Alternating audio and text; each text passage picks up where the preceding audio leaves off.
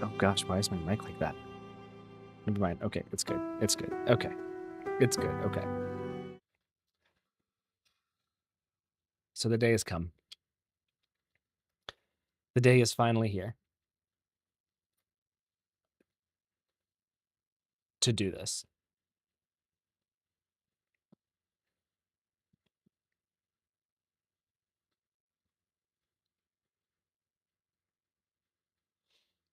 So we've got to figure out exactly how we're doing it. Yes, yes, that was Lettuce in the background. Yes. She's got her headphones on and she's about to cook. And she's doing some stuff. And she's staring at me from another room. Anyway, so it's time. We're not going to start quite yet. We're going to let, Momo and everybody. Okay, Momo is here already. So, gosh, camera shaky. We're going to chat for a moment and see how we're going to do this, right? Figure out a couple of things. Oh, crap, I just changed my glasses. Yes, so because I now have my stream set up, computer and everything out in the living room, on the den, right? Lettuce's computer is over there, that one. And then of course we got the TV that we have just like a live stream with music playing 24/7 going in the background. And that means that more animals will show up. I'm kind of surprised Floofy's not laying right here, to be honest. But dogs will walk through, cats will walk through. It's always good and fun. That's a dog, in case you're wondering. But it's almost time to go. Show you Momo. He's asleep in another room. Do I have to go get him? Why would you want to see Momo? Why wouldn't you want to see Floofy? He's the better cat. It wouldn't let you in? What do you mean it wouldn't let you in, Kermit? What were you doing? Do you guys like the couch of plushies with giant Sylveon ears that make you and Eevee? Are you guys happy with that? With the beautiful setup and layout that we have going here? Oh no, don't wake him. Exactly. See, Floofy's over there eating. Jasmine's right here. Belle's, oh, you can't see her. You can kind of see her. Belle's right there. You can see like her paw. And I got this. You're trying to click on the main Twitch thingy and it refused to open the stream. Interesting. So yeah, there's Jasmine and Belle. Great.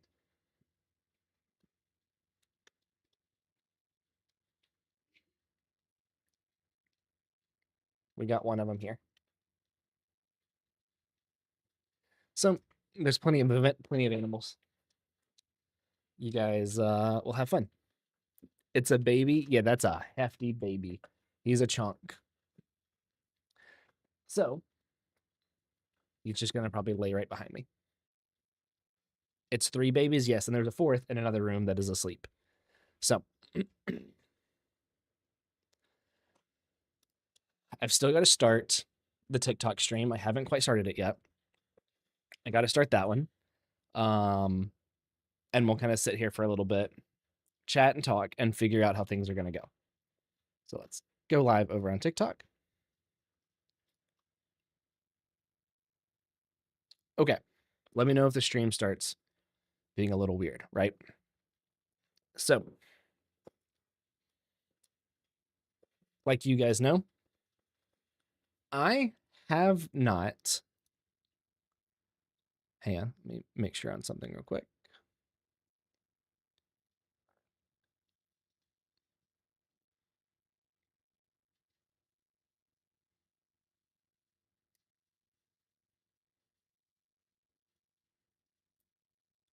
Okay, cool. Okay. So, guess his PC is going to crash. It better not crash because I'm not playing any games or anything right now, right? So it better not crash. It better be okay.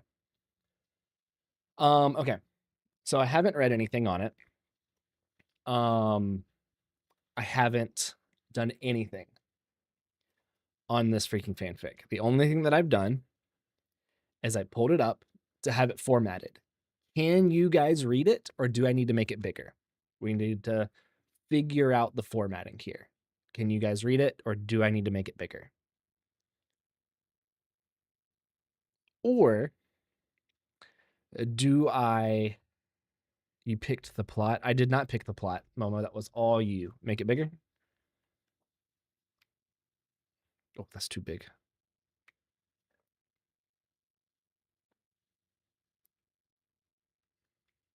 Okay, I can go 200%. Right?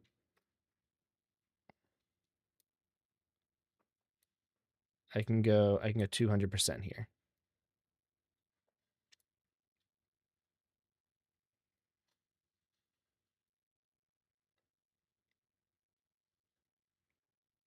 I think that's still readable.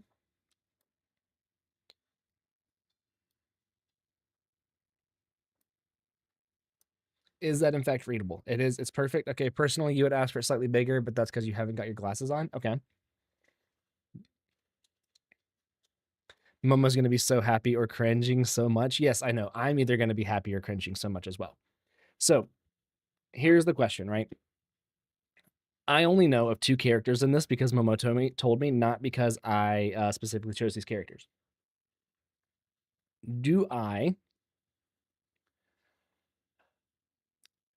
just read it? Or do we have voices and things like that?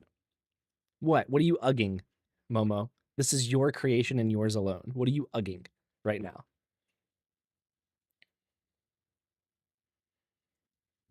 You can't be ugging things. Voice act it? You want me to voice act this? I don't know if I can. Do voices? That would be so funny. All right, well, the funny part actually is that Lyra may or may not have agreed to help me do do some stuff. Frog Prime says voice act. Oh no. Oh no. Okay, so we gotta do the voice acting. Oh no. Man, I gotta do that right there. There we go. Okay. Let's go, Tomato. Hey, thanks for the follow. I actually probably need to turn that sound off during this just because of the reading for it.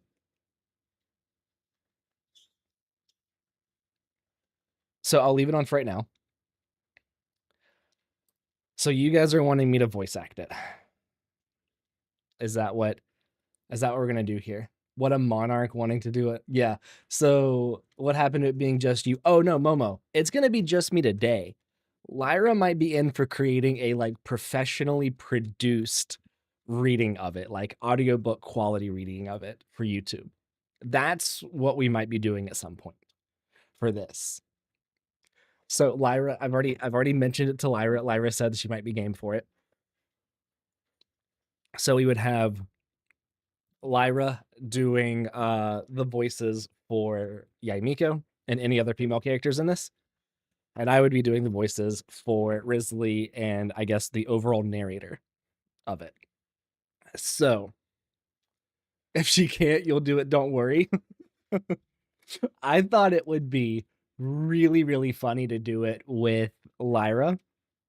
One, she's actually a voice actor, right? You got to hear my Yaimiko voice now. I don't even know. Like, I feel like I'm just gonna have to come up with it on the spot, right? I don't even know. Um, God, I guess I don't know how I'd make it sound, and I also don't know that I can reproduce it at any point. Cassie, give us a female voice. I don't have a girl voice. Hi, Ziam. I don't even know that I could do a girl voice. I don't even know how to do that.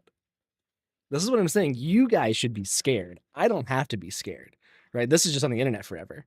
If you got this, oh, yeah, this is gonna be great. It's gonna be fun.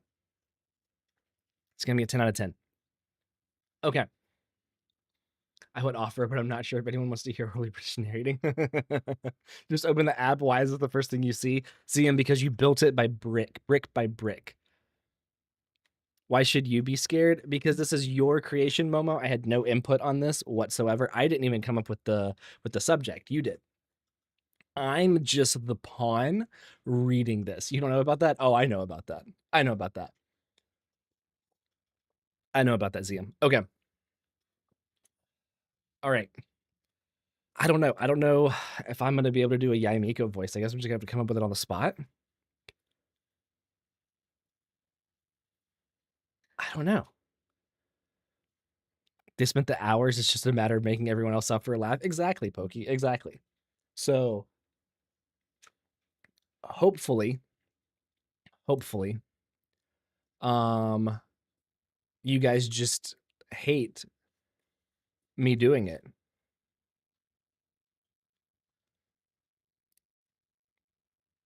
Hey, don't yell at your child, Momo. Yeah, I know, right? You'll be judging you based on how good it is. That's fine, Kermit. You can judge me all you want. I feel like you guys judge everything that I do, especially not knowing what Cookie Rush Saga was, which you guys were not happy with. OMG, and I haven't seen you in so long. You might want to leave right now if you haven't seen me in so long. I didn't yell at Pokey. I hushed Kessie. Cookie Rush Saga? Join us, Kessie. Oh, no. Momo, come here.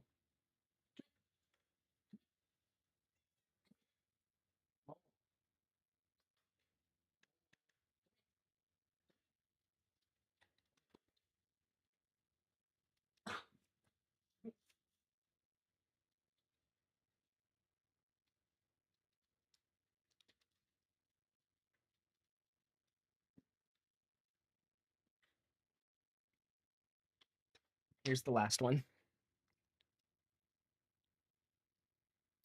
Here's the last one right here. Here, take this. It's dangerous to go alone.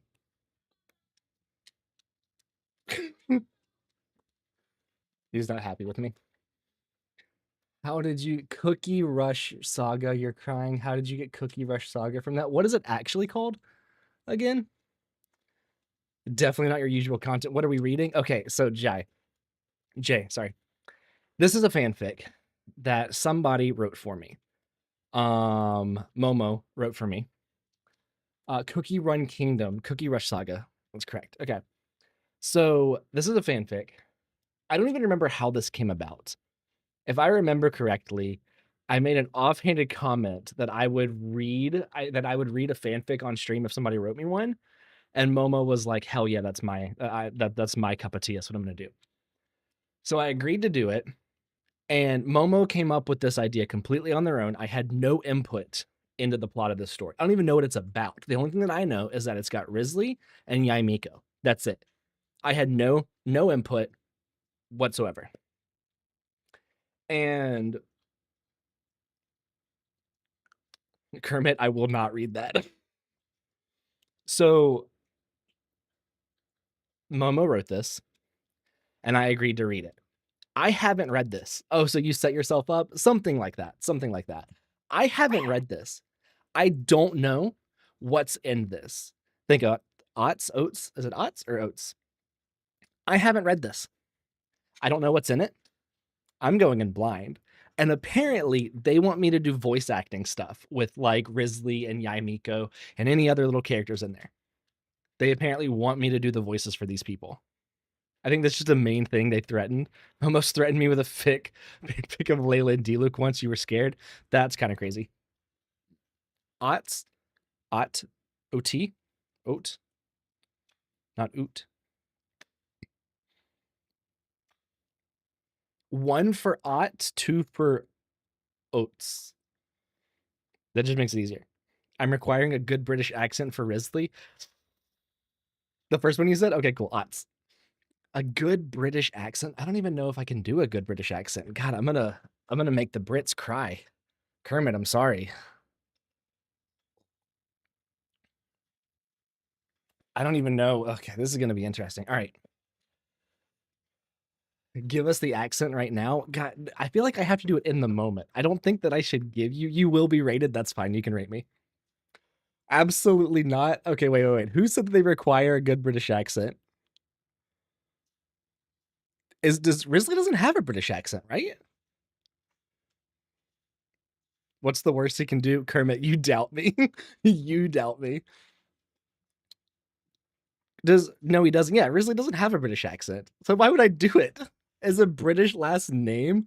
But he doesn't have a British accent.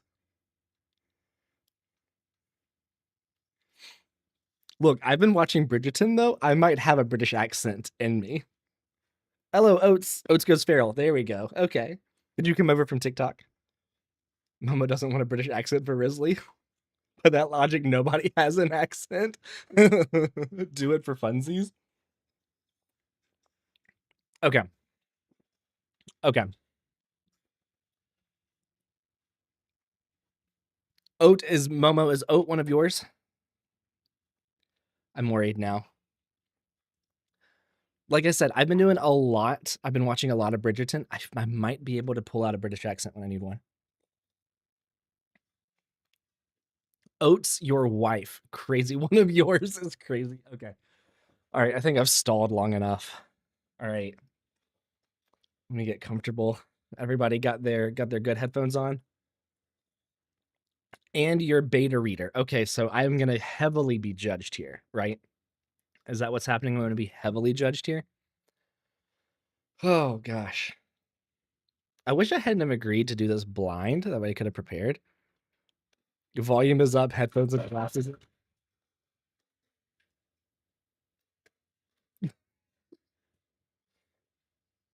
It's a good thing we're not doing the good quality reading today. Okay. Okay. You did not ask you to do it blind? Yeah, but I promised I would do it blind. I kind of screwed myself up on that one, didn't I? So then what you're saying is, Momo, I can real quick read it quietly to myself and then read it out loud? Is that what you're saying I can do right now? Or do I have to go in blind now? A British accent would be funny. Oh no. On Risley. Should I give Yaimiko? No. I'm not even gonna suggest it. Should the narrator have a British accent? That's the question. Not British, yeah. Should the narrator be British?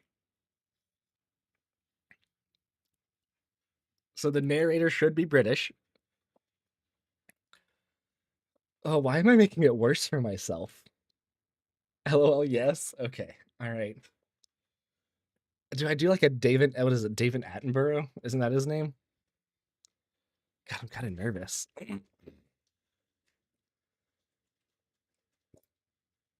The narrator is Lady Whistledown. Kermit knows it. Kermit knows it. Dearest gentle readers. I don't know if I can make Yaimiko a high-pitched voice. Isn't it Dearest gentle readers? Isn't that how hers starts?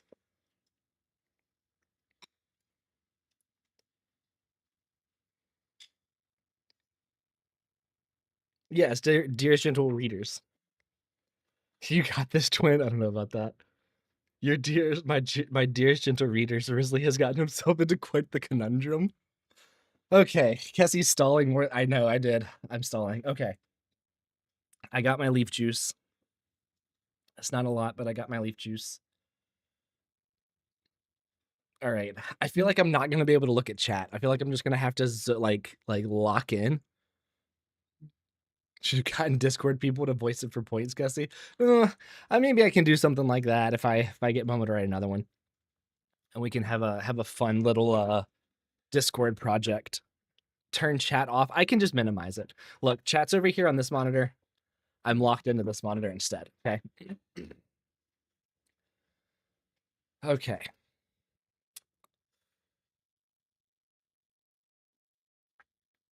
Oh, I don't know if I'll be able to do voice for Yaimiko. I think I'm just gonna do. God, what if I did Mon? What if I just gave Yaimiko Mon's voice? Can I do that, Momo? Can we bring Mon back for this? What if Mon's the narrator? What if we do that? Oh, for Yai, that's fine. I can do Mon for Yai? Okay, cool. Don't tell Jar. Oh, no. Okay. I think I'll just have to do a soft voice for Yai, not a high-pitched one, because I can't go very high-pitched. Okay. Everyone, please place your face mask on before the person sitting next to you. Gee, Cassie, it's been so long. You might want to leave right now before I start this. Okay, I have to read this fanfic that I'm going in blind on. Okay. All right. I can't look at chat. I can't look at chat anymore. God, I'm a little nervous. This is the nervous that I've been in a stream in a little while. Okay. Fanfic? I meant, oh no. Oh no. All right. Hi, Cyan. Buckle up, buddy. Buckle up. Not gonna be well. I'm gonna start this and my viewer count's gonna drop drastically. So I'm ready for that to happen too. Okay. God, can I? Okay, hang on. I'm gonna do something real quick. I'm gonna just switch here. Oh no. Okay, you doubt my writing, I see. No, I don't doubt your writing. I doubt my accents. That's what I doubt. Okay. All right. Hang on. Okay. I'm gonna mute for just a second and see if I can get a British accent that I'm okay with. And then we'll do that. 200 of unsubscribed. Exactly. No British? We're not doing British on the narrator? Is that what I'm not doing? It just has to be me? Nobody wants to hear me narrate something. I think if Momo says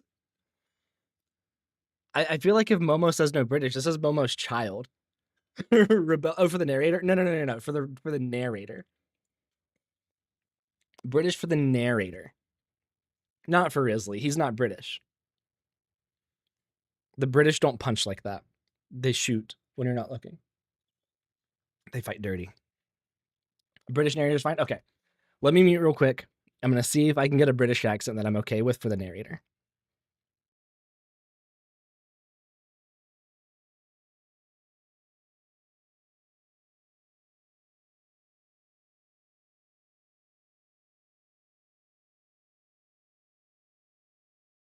It may not be British, but I think I have an accent for it. It's something. It's something. But I don't know if it's technically British or not. So okay. The faces are killing me. I know. You guys are gonna see. I have to change my entire face whenever I read. Okay. Scotland forever. Okay. All right. I got this. I can't look over here anymore. I can be the judge as resident Brit. Okay. Do I read a page and then look at chat? Or do I just start and not stop? Scotland forever. It's 10 pages. Read a page and then look over? Okay. Read a page and then look over. Okay. All right. Oh, gosh. Okay. I'm a little nervous here. Let's get this to the top. Okay. All right. Aggressive. Aggressive bagpipes is great. Okay. All right. Whew. Okay. Let's lock in. We got this. You're making me less nervous. I'm making myself more nervous. Okay. Lock in. What if I do this? What if I hide? No, I've got chat on too many things over here. Okay. Maybe I have to like sit this way. No. Okay. All right. Narrator voice reminds me of those narrators from Christmas movies with talking animals. Oh no. Okay. All right. Okay. God, that's nervous. I got to do like a good deep inhale. All right. Okay. I got this. It's all good. Okay. Okay. All right. Let's go. Lock in. No. Okay. Okay. All right. We got this. We're locking in. Okay. The last thing Risley saw as he fell into the primordial sea was Clorin's face full of fear and shock. He closed his eyes and braced for impact, surprisingly not scared to die at all. I think that's an extra space there, Momo, by the way. As he hit the water, everything faded to black. Then he woke up. What the hell? He asked himself. Risley blinked. Harsh sunlight hitting his eyes. His clothes are damp. Sunlight? Why is there sunlight? I was in a cave. He blinks his eyes and looks around. Nothing looks familiar. He looks around. When he stretches, his clothes drip water. Lots of trees with pink petals falling to the ground. He's heard of those. Yeah, sakura they're called. Why would they be in Fontaine? Are you all right? An unknown voice asks. You don't look too good. You almost drowned out there. You're lucky I was on my daily stroll. Risley looked up to see a woman with long pink hair and mesmerizing eyes staring down at him, concerned. Who are you? Risley groaned. Where am I? Twirling a parasol between her fingers, the woman gives him a smile. Is that really so important? The important thing here is that you won't make it unless we get you help. Come, let's get you to a healer. Can you stand? Risley groans as he props himself across the sakura trees he was leaning on, water dripping everywhere as he stands and makes his clothes extremely uncomfortable. Yeah, I can walk. The woman starts walking away towards the city that was nearby. Risley follows, staring at everything, trying to ignore his pain and discomfort. He hadn't noticed the city despite how close it was. It looked small, but full of people. Risley stumbles his way after her as she leads him to a healer, trying not to pass out before he gets to one. He doesn't make it anywhere near one, though. He proceeds to pass out on the bridge that leads into the city. Risley groans as he wakes up. Not again. Now where am I? He sits up on the cot he's been placed on to find himself in a small little room somewhere. His clothes have been dried and placed on the ground next to him, and he puts them back on. Oh, great. Once again, I don't know where I am. Today is not my day. Hey, you're finally awake. A voice exclaims Risley from afar. Please, don't strain yourself. Oh, wrong voice. Risley turns to see a short man running up to him.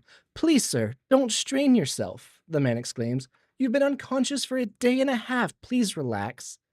Risley sighs and sits down. All right, fine. I'll relax. The man lets out an audible sigh of release. When do I get to go back to the fortress? They need to know that I'm okay. What? The man asked with a puzzled look. The fortress? Of Meropide? Do you live under a rock? I've never heard of such a place, and I've lived in Inazuma my whole life. How? It's the oldest place in Fontaine. Sir? The man stammers with his face turning bright red. I said we're in Inazuma. And pause. Break the character. The inner theater Kinketsu's going crazy. I'm crying. This is so peak. Wait, that's actually not bad as I was expecting. Okay, so Kermit, I gave up on the British accent way long ago. I had to drop it. I just couldn't do it. I couldn't keep it going. It was changing too much for me to do. I noticed. Yeah, no, I just had to give that up. I had to stop. Okay, how's it going so far?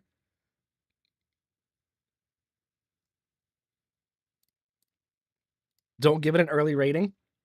It was weak, but almost sounded like the audiobook from somewhere. Yeah, I had to give it up. I realized the first time I switched, I was like, no, I'm not gonna be able to do this. Also, giving the man, yeah, Miko's voice is kind of crazy. So those are the Wendy's. You're having a great time. Oh yeah. Okay, all right. Let's keep going. Let's stay into this. Let's uh let's keep going. We got this. Risley takes a deep breath as everything goes a little fuzzy from the man's words. Did you say Inazuma? Everything starts to go black. I traveled across the entire nation? Once again, Risley wakes up in the cot. This time the man is rubbing a cloth against his forehead. There you go. Please try not to pass out again. Seeing that Risley seems to be okay, the man leaves, letting Risley have some time to think to himself. How did I end up in Inazuma? No, that's not possible. Clearly that man is playing tricks on me. I have to figure this out. He gets up off the cot and heads out of the room, scrambling to leave. Surely he can't be in Inazuma. He runs down the halls frantically until he finds the door and bursts through it, harsh sunlight hitting his face. Putting his hands up to his face, he looks around. There's people everywhere, a bunch of buildings too. Risley walks up to the nearest person. Excuse me, he pants. Where are we? We're in Inazuma City. We're in Inazuma. Well, Inazuma City to be more specific. They answer to Risley's horror and walk away, giving him a weird look as they go. Risley about passes out again. His worst fear confirmed. He's no longer in Fontaine, and it's not a trick. He stumbles forward, not sure where to go. Then a hand is on his shoulder. It's the man from before who noticed his state and is dragging him back inside. I was trying to be nice, but look at you. You need to stay inside and rest. Honestly, if you faint again, I'm going to lose my mind. He rants as he drags Risley back inside by his arm. If I see you out of this room any more today, I'm placing a guard at the front door. Do you hear me? Risley sighs and sits back down on the cot, defeated. Can I at least ask you a question? At least before you go off and decide whether or not to lock me up? The man huffs. I suppose I can help you out. Fine. What do you need? Gee, thanks. Anyway, do you know where I can maybe find someone who would know how to get to Fontaine? I'm sorry, what do you mean? I mean, I need to leave Inazuma and get back to Fontaine. The man frowns and stares at Risley. Ah, Risley remembers. Inazuma's isolated. Sir, are you all right? Risley nods solemnly and gets up to leave, this time planning to ignore the man if he asks him to sit down again. Right, yeah. Inazumans can't leave. Not many options, he says as he walks out of the building and onto the street. I mean, there has to be some way to get home, right? Risley thinks as he starts wandering aimlessly around the town. I could freeze the water, but without any way to know the distance between here and Leeway. Risley sighs. He doesn't have a lot of options. None of his potential Leeway contacts are even alive yet, and he'd rather not end up in jail by becoming a stowaway. He could potentially just ask to be taken to Leeway. But if the stories he's heard about the time period are true, then that isn't a viable option either.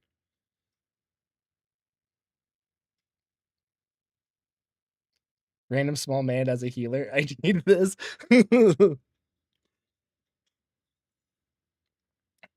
He's a runner, not a track star. He's a runner, he's a track star. Okay. All right, let's keep going a little bit here. A hand grabs Risley and spins him around. Did you even hear me? The familiar voice says. I was trying to tell you a way to get off the island. The man who had been helping Risley huffs, exasperated as how annoying Risley is being at this moment. Risley blinks, trying to process what the man has just told him. What do you mean? He asks, borderline frantic. How? The man holds up his hand in an effort to calm Risley down. Well, it isn't guaranteed, but you can try to gain help from the shrine manager, Yaimiko. Maybe Shrine Maiden? She's been around a while and may know a way to leave. She's on good terms with the people of Leeway, at least. However, if anyone asks, you didn't hear it from me. Um, okay, where is she? The man points towards Narukami's shrine. Risley groans, seeing how far it is from the middle of town. Risley sighs, realizing this is going to be the rest of his day and somewhat night, and starts to head off. Face reveal? My face has been revealed for a long time. I just use my models every now and then. I've been using them more and more because this camera is annoying as hell to set up. And I have to take it all down to use it in photography and videography. So it's just much more, it's much easier to use the models.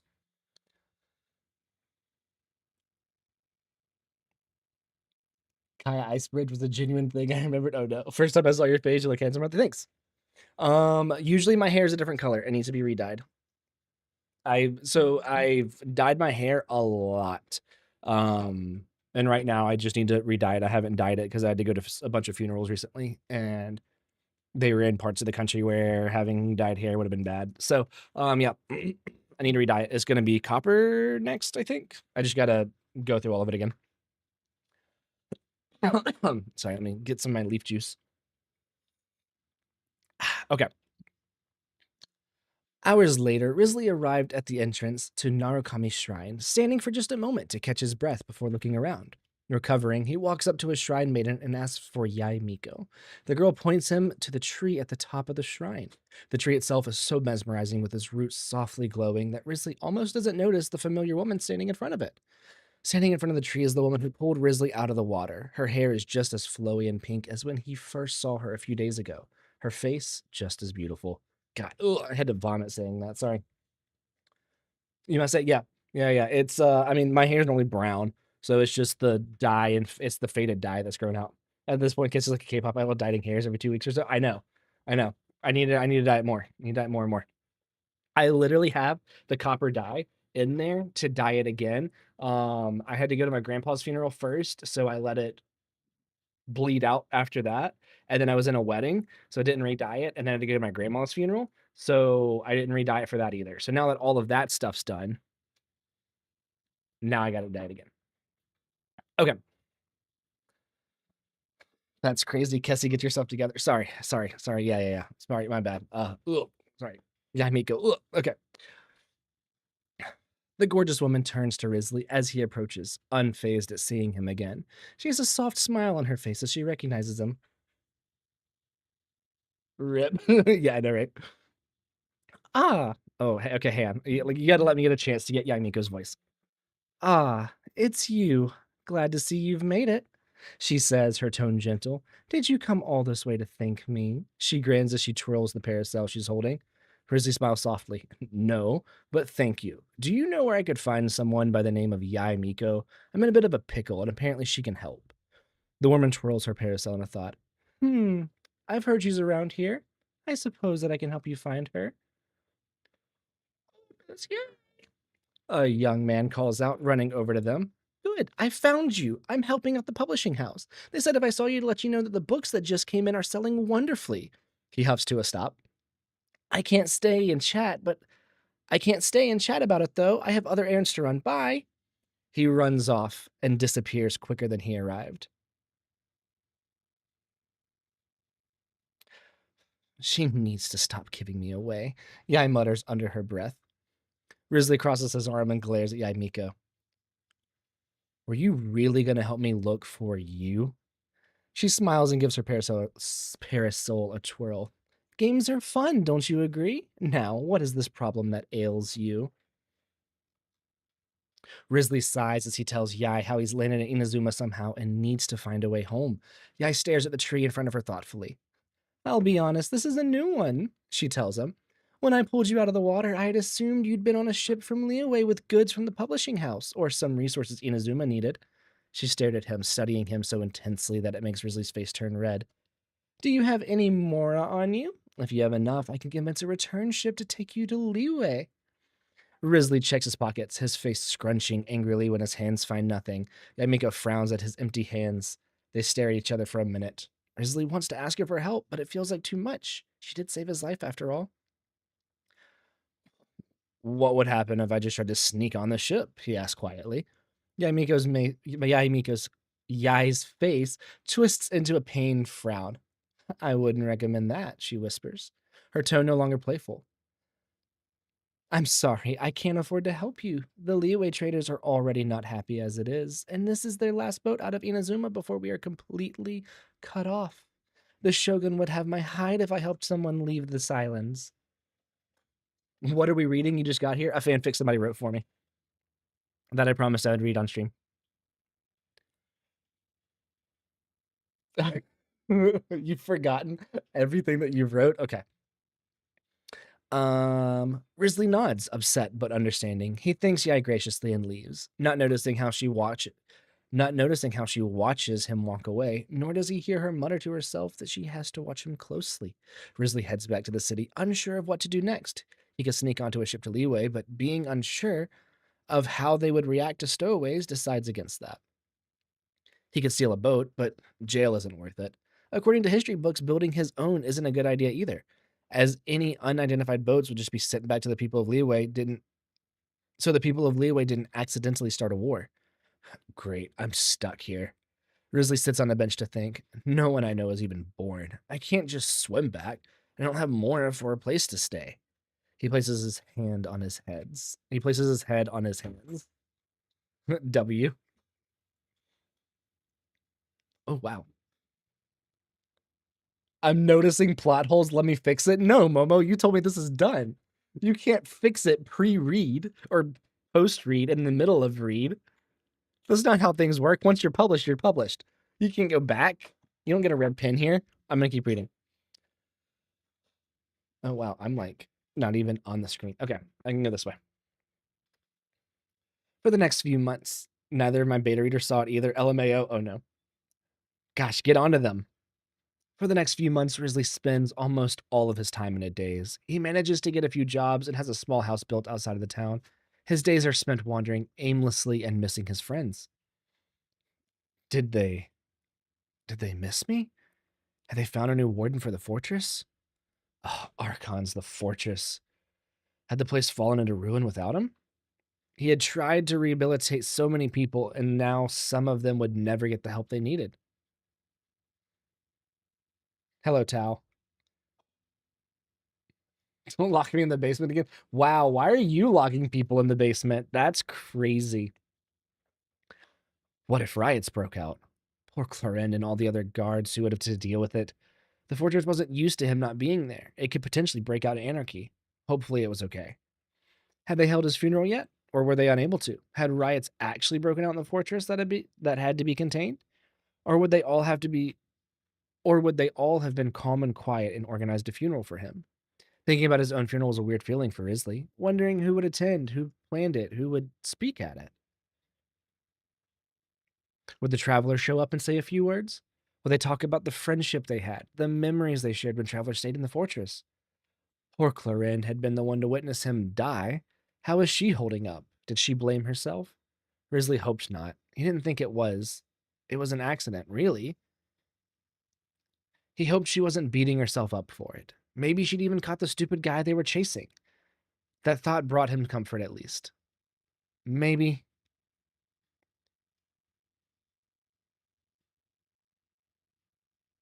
Risley, you're brooding again. Come back to me. A voice sternly interrupts Risley's thoughts, clearly becoming tired of him zoning out. Look, I know it's hard, but it's been 6 months. Risley sighs, knowing his boss is right. He was grateful to him for firing him at the restaurant almost immediately when he heard about his situation. If he hadn't, Risley would have ended up as a bodyguard for hire or something that he didn't want, and he didn't want that. This was much more simple and peaceful. Now he could spend all of his days simply doing dishes and making friends and connections with the customers, as well as not having to worry about being homeless. He made good enough tips to afford a small house about 3 months of working, after 3 months of working and sleeping in the storage room. It wasn't much, but it was enough to keep him off the streets. Bad and naughty beta readers go into the basement of torment. That's fair. I understand. I'm pretty sure I gave Momo that like way of organizing people. No one had noticed it yet, but Yai Miko was eating at the restaurant a lot in the past few months. If anyone had, she would say it's simply for the new specials. The new specials at the restaurant has been, I'm not going to say that. Kiminami, if I say it once, I'm never going to say it again. Kiminami has been making under Risley's guidance. Being from the future is apparently great for a restaurant business. In truth, she was curious about this outsider from a foreign nation, who seemingly had knowledge of strange things no one had visited that nation had ever heard of. She ended up spending a few meals a week at the restaurant to watch him, watching how he patiently took orders, laughed with patrons, and never seemed to be unhappy. There was something there, though, below the surface, and Yaimiko could see it. The sadness in his eyes as he took the orders, the way his laugh was fake. How did he do it? She wondered. How did he deal with it all? It was kind of amazing, and Yai was in awe of his resilience. She had grown fond of him from afar and wondered what he is like in person. She doesn't have too many friends and no close ones now that Raiden has closed herself off in the plane of I'm not saying that word. It is a lonely existence now, and Yai misses her greatest love. Being Raiden, I'm assuming, correct? Yes. Okay. Okay. There we go. She had been dating Raiden for about 10 years before she broke up with her and went off to the plane, and had spent almost a year in solitude and sadness missing her before returning to the town and socializing. Maybe a new friend is just what she needs. She was watching Risley when he approached. Hi there. What can I get you? He asks, his voice warm and happy. Yai smiles and places her order. She chats with Risley throughout her meal, checking in on him and making sure he's okay. He tells her that he's doing well, but isn't it hard to see that he's lying?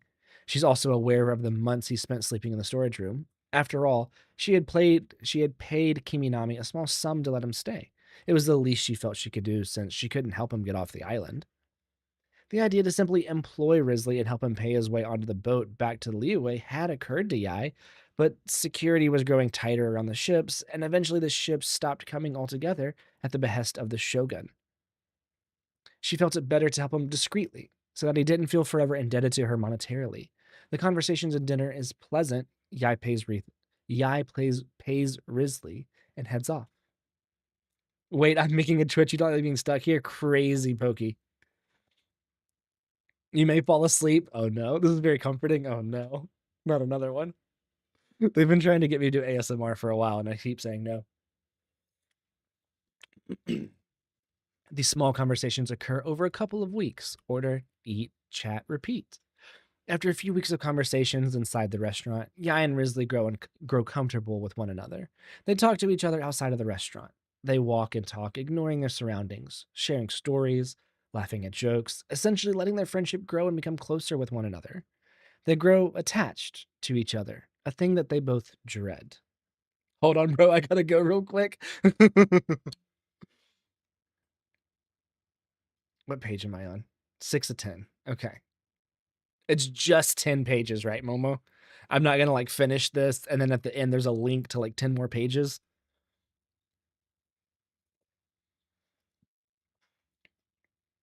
Yes, there is a link, or yes, this is it.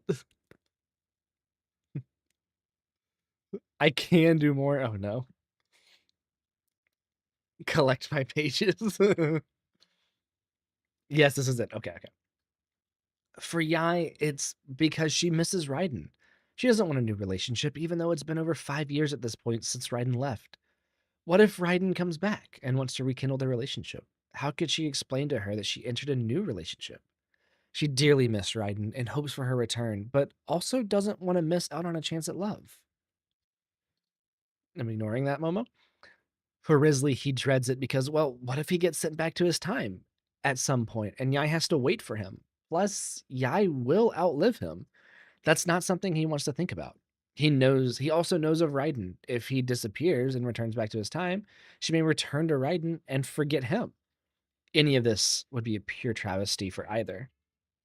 Any of this would be a pure travesty for either, yet something draws them together, some inexplicable force.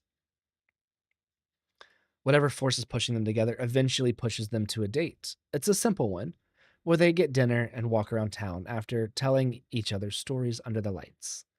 They walk and talk, ignoring their surroundings. Yai has plenty of stories to tell, and Risley is happy to listen. He watches her as she talks, admiring her. How her eyes get a little gleam every time she mentions the publishing house. How proud she gets when she mentions the maiden at the shrine. Yai asks Risley what his life was like. He mentions the fortress and the system that he helped build there. He talks about Clorinde and the guard and Nouvelette and his trials. The date goes well. Risley and Yai really click and end up spending more and more time together. Their days end up being wow. Their day their days end up being their days end up being going to work and then immediately meeting up with one another. Things seem to be going well, and they were, except Yai still missed Raiden. She tried to move on with Risley and bury her feelings, but they kept returning. She'd go on a date with Risley, have a wonderful time, and then go home and ponder her life with Raiden. They had been dating for 10 years before Makoto died, and A shut herself out. Poor Risley, he doesn't deserve this. Hi, Wonton. How are you, Wonton? Wonton, I hope you enjoy this. Yai tries burying her feelings down as much as she can. For the most part, it works. She still dreams of her, of what they had. Every day, Yai shuts her feelings for Raiden down and lets her feeling for Risley grow, yet the feelings never disappear. The pair grow closer over time. Eventually, they start building a little house together near the trees where they first met. Blue or purple? Risley asked, holding up two throw pillow options for the house. This will save you from sleepiness? Crazy. Yai pondered it and points to the purple pillow. Risley nods and sets the blue one on the couch. They both silently note that purple was Raiden's color, but ignore it since it is in fact matches the decor of the house. Other instances like this occur over the next few years of their lives. Yai doesn't mean to do it, but she keeps choosing things by accident that remind her of Raiden, such as when she orders Raiden's favorite meal at restaurants, or when she reads Raiden's favorite books. Risley is both understanding but frustrated. He's also a little worried. It's been about 10 years since they broke up. And yeah, he knows they dated for 10, but has she not gotten any help dealing with the loss? Clearly not. He pushes the feelings down, though. They did know each other for quite a long time before dating. He hopes that if he just gives her some time, it should go away. You're getting sleepy ASMR? Oh no. Do you want me to get louder? I can get louder. Risley plans most of the dates that they go on. Guy plans some too, but nowhere near as much. She tries to show him affection, but isn't great at it. She and Ryden had mostly used words. Yai doesn't do a lot of cooking either, since she normally gets food from the restaurant. At first, Risley didn't mind this arrangement. He liked doting on Yai, but the lack of effort started to bother him after a few years. Her picking things that clearly reminded her of Ryden also didn't help in the long run. A lot of the days a lot of their days end up being mostly quiet, mundane besides the dates, until Yai asked the life-changing question. "What are your thoughts on marriage?" Yai asked one day,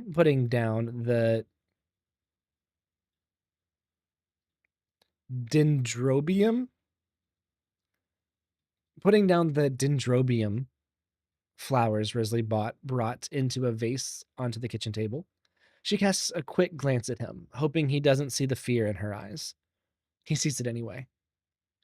"I think marriage is a wonderful idea," Risley says as he sits down the small kitchen table. Yai sits opposite him, a smile on her face. "We have been together for 4 years, and honestly, if you hadn't said anything, I would have." Oh, wait. "We have been together for 4 years, and honestly, if you hadn't have said anything, I would have." He continues. They both smile as they talk about the wedding they want, the flowers that they would want there, and especially the people they would like to have come. Yai doesn't know it, but Risley is actually planning the proposal. He's had a location in mind for weeks. Thank you. Thank goodness Yai agreed to marriage. Thank goodness Yai agreed that marriage is something that they should pursue. Except what Risley didn't know was that Yai still couldn't move on from Raiden. She had hoped that by pushing her feelings down that they would just disappear, but they didn't. No, they grew stronger. She couldn't get Raiden out of the back of her mind. It was like someone had put a spell on her to make her think of Raiden constantly. Yet at the same time, she loves Risley. Hopefully by the time they get married, Yai will be over Raiden, and the past will be all behind her. She would spend some nights looking out of— Can you not give me some normal words? She would spend some nights looking out at the Tenshukaku at the front porch, unaware that Risley could see her standing there. Risley waits a few months before proposing to Yai. He takes her to a picnic by the tree where they first met and sets up flowers and candles around the base of the tree. "Yai," Risley says as he gets down on one knee, brandishing a ring. It's an opal stone on a small gold band, with the opal being wrapped in golden leaves with more tiny opals set on the branches. "You and I have spent many happy years together. You have granted me so much comfort being away from my home and my own time.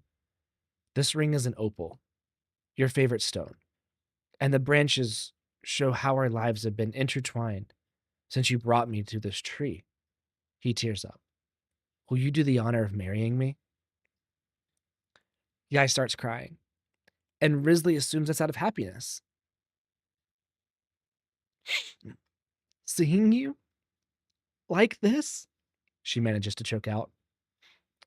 I've realized I can't do it. I'm still in love with Raiden. She falls to the ground. "I- I'm sorry. I thought I was over her. I thought by building a life with you, I would forget about her, but I can't. It's like some force doesn't want me to move on." Are you kidding me, We've been together for 10 years, a literal decade. What do you mean you aren't over her? Risley practically shouts at Yai, causing her to cry. She clearly doesn't care about you. She went into that place, that plane or whatever, and just left you. Yai wants to smack Risley at those words. How dare you? She spits out, no longer sad. You have no idea how hard it was for her to leave. Her sister had just died. She was grieving. Then why didn't she stay with you and grieve with you? Risley spits back. He's done. He had spent too much time away from his own home, his own friends, his own time. He somehow managed to move on from that, but Yai can't even attempt to move on from a single relationship? Why didn't she take you with her? Yai knows he's right. I don't know, but I tried to move on. No, you didn't, Risley shouted, standing back up. I saw you. You would look out at the Tenshukaku any chance you got. Yai's eyes widened. She hadn't realized that Risley could see her. Those nights were supposed to be her little secret.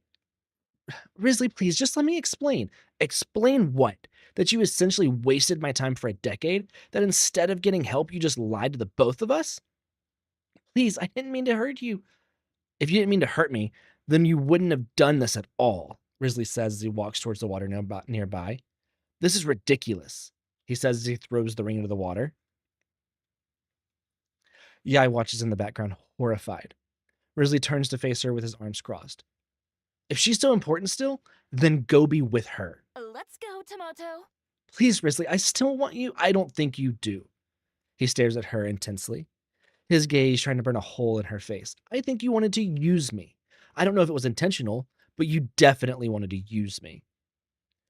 If that's how you feel, then maybe I will go back to Raiden. She wouldn't treat me like this. Fuck Raiden. Risley's voice seethes with anger. I have been with you for 10 years now. I've been trying to make this work. All you've done is pine after your ex. Don't insult her, Yai screams at him. See, even when it's about us, it's all about her. She cared about me. And I don't care about you? I don't spend all my time taking care of you and ignoring your borderline obsession with your ex? Yai rolls her eyes. I'm not obsessed. I just miss her. She was in my life for so long. I can't move on. There it was. The words that sorry. There it was. The words that Yai Miko needed to say to herself. Unfortunately, she was also saying them to Risley too. I think you're just jealous, Yai says, her arms crossed. Jealous. Really? Risley can't believe what he's hearing. No, I'm not jealous of your ex. I'm upset that you continuously focus on her and put her on a pedestal when you're dating me. You talk about her like she was perfect. If she was so perfect, then why don't you just go be with her? Join her wherever you said she is and worship her on this pedestal that you have her on. Yai looks down. Oh, right. You can't.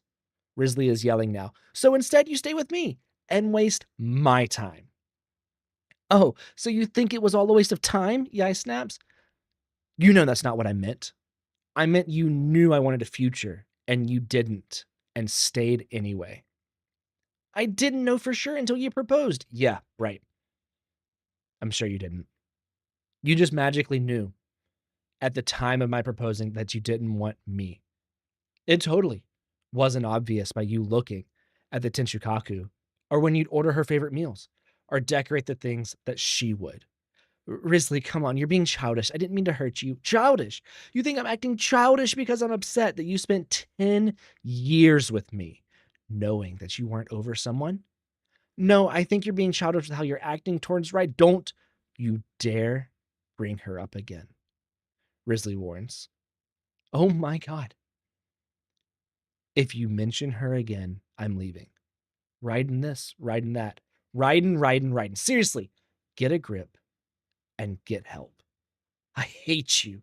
Yai blurts out. Excuse me? I said I hate you. This conversation has made me realize that, and that we were never compatible. Okay. Risley shakes his head. Yeah. I hate you too. I can't believe I spent a decade of my life with you. Well, I can't believe I almost married you. Yai sneers, trying to hurt him. Yeah. It wouldn't have worked. You're too selfish and obsessed with someone who doesn't want you. It says smack, so I smacked. What the hell? Did you just smack me? Risley exclaims, his face stinging where Yai had indeed just smacked him. Yai doesn't answer. Instead, she turns and walks away, her hands clenched at her sides. Well, screw you too, Risley yells at her before turning around and going back into his house. He didn't know where Yai ran off to, nor did he care. Risley and Yaimiko ended up spending the rest of their lives as enemies, never able to make up. They continuously fight anytime they see each other in public. Everyone is sick of it, really. The constant yelling and screaming anytime they see each other gets old pretty quick. The worst part is that they're stuck in a time loop, cursed to relive this over and over.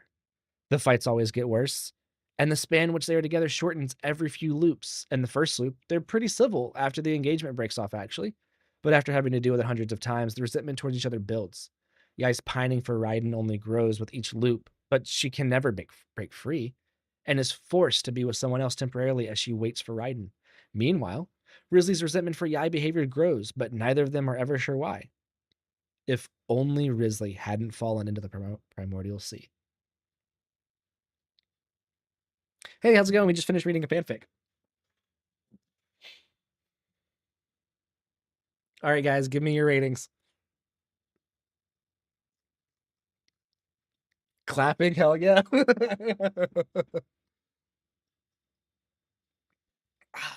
Good job. Thank you. Thank you.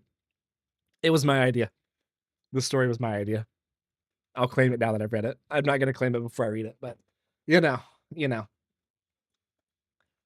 For the fic, are you voice acting? Well, both, Kermit. You got to give 2 scores. You can give 2 scores. Oh my god, I guess he can. Part 2 win. That's not up to me. Hiroshi, we were reading a fanfic that Momo wrote me to read. 9 to the power of 3. What is 81 times 9? I don't know that one. I know what 9 to the power of 2 is. Cyan, were you actually in here for that whole thing? Crazy, Kermit. I'll take that. No, I'll do part 2 and read it yourself. That's crazy. That's crazy, Cyan. I'm kind of surprised you're in here for all that. Oh. Well, that was fun, gang. That was fun. Momo, do you want to make any adjustments before I see if Lyra is still up for it? You would implode before saying one word? How was the part 2? How would the part 2 go? You need to fix one thing? Okay, that's fine. That's fine.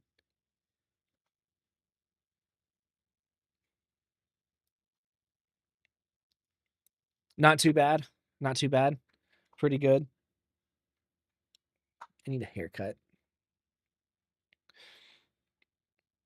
Momo, did it live up to your expectations? Did you have fun? My leaf juice is all gone. You'd be fine? No, I don't think you know. I don't think you would, Momo.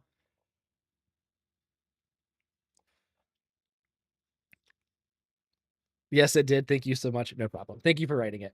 You have to apologize to Momo. That was actually better than you expected. That's crazy, Cyan. Well, so she wrote one for Lyra a little while back during Lyra's Week of Pain. And that one was actually pretty decent too. Like that one was pretty good too. So like I didn't expect bad, you know. It was pretty good. It was pretty good.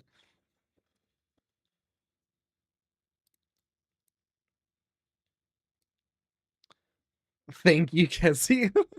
All right, Momo, I'm gonna close this so that way you can fix the one thing that you need to fix or whatever, just let me know when it's done. It might be a little bit because Lyra's not doing much content right now.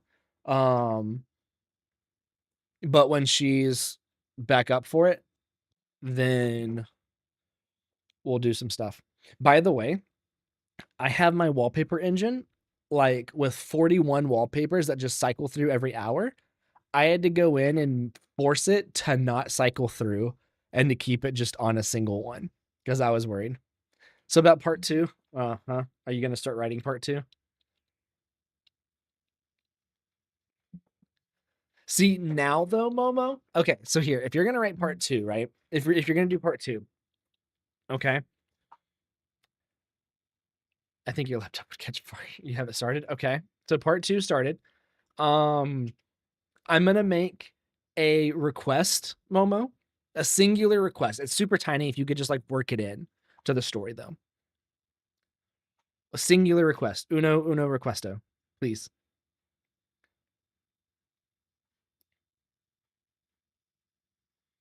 Buy you a new one? Oh no. Somehow get Sanhua from Withering Waves into part 2. It's a super tiny request, should be easy, definitely not difficult. Sanhua from Withering Waves into part 2. That's it. That's just tiny. Just tiny. Just a little. Just a little. You know the funny part? I thought that with what money was in will that get you to read it? I mean, I'll probably read it regardless, but I would just like to know if it was possible for you to do that because it'd be hilarious if you could actually do that. That'd be freaking hilarious. Dimensional travel for the win.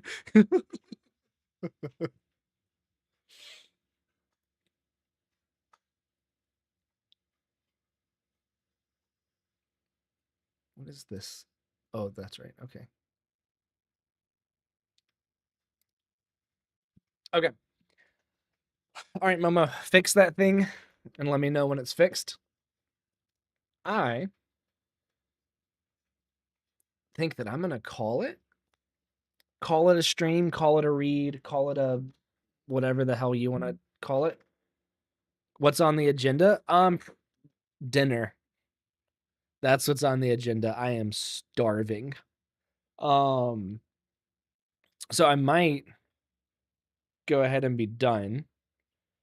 And then I think I'm gonna stream Tuesday evening and stream games on Tuesday night. I'll see you with part 2. Or do you not see me until part 2 is done?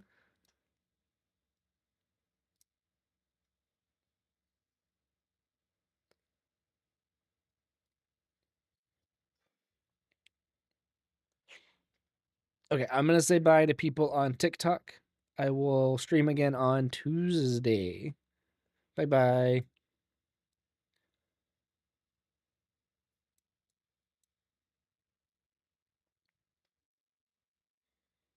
Okay, so I'm thinking on Tuesday. I might do Genshin on Tuesday. I might work on the main quest of Genshin on Tuesday because I'm still in Natlan. So that's what I'm thinking I'll do on Tuesday. I need to go buy like a booster box of One Piece cards and open those on stream. I did talk about too, doing something with me and Lettuce doing something, playing a game on stream. It's this game, it's Descent, which is really cool. It's basically like D&D, but like you have a program be your DM, but it like tells you what to build out as you're going through and stuff like that. So once we get a table, we're gonna set up the table and I'll get the camera and we'll probably do something like that. So but also I think if Lettuce and I are just like playing games together, depending on what we're playing, would if Lettuce and I are playing League, would you guys want me to stream that or no? Should I just not ever stream League ever?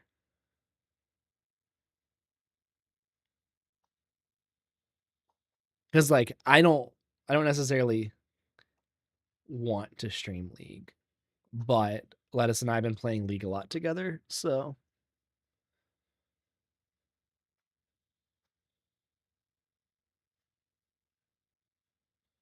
I might be talking into a void. I'm talking into a void.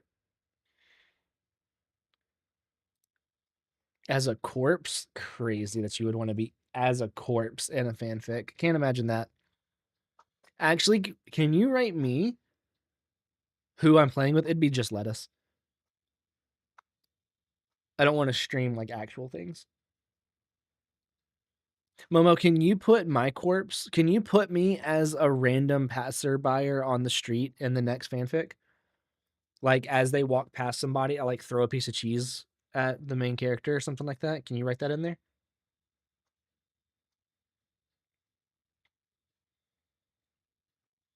It has to be throwing a piece of cheese. Being a side character to pick is nice, have lots of agenda. Yeah, exactly. Just like as they walk by. No, Pokey. You can't throw lettuce at me. I have to throw cheese at somebody and just yell Momo. That's the only thing I want to do. Or Mazmaz. Just have the character yell Mazmaz as they throw cheese at somebody. That's the real request. Definitely need more cheese. Exactly. See, Cyan gets it. We needed more cheese in that.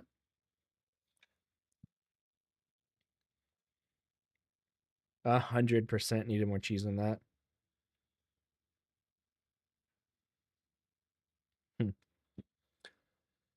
Okay. I'm gonna go eat because it's 7 p.m. and I've been eating dinner at like 5:30. So I'm gonna go do that. I will talk to you guys in the server. No, San Juan's going in. You can make your pay by the game character. Oh gosh. Okay. Do whatever you want with it, Momo. I'll read it. So I will talk to you guys later. Bye bye.